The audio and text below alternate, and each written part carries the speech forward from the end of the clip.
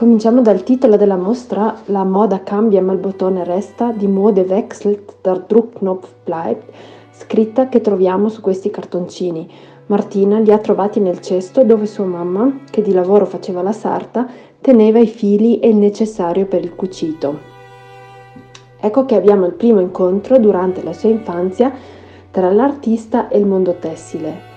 Da qui parte la passione dell'artista per il tessuto, i filati, i ricami e la fibra. Li utilizza per la sua ricerca e ne fa il proprio mezzo d'eccellenza.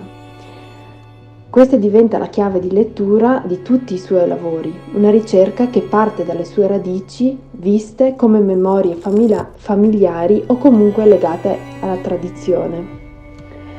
Ma proprio anche l'azione del lago che fora il tessuto e procede è simbolo di un tempo spesso privato e personale, un tempo lento, meditativo, sempre uguale a se stesso, quasi mistico, di presa di coscienza della propria presenza.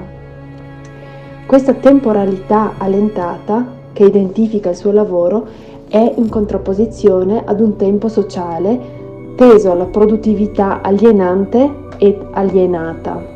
È un'azione che porta ad una consapevolezza del sentire, del percepire, poiché è lavoro intimo, un affidarsi al flusso del tempo senza pretendere di dominarlo.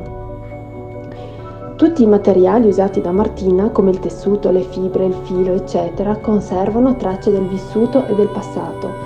Infatti lei ripesca dei manufatti che altrimenti andrebbero dimenticati o addirittura buttati.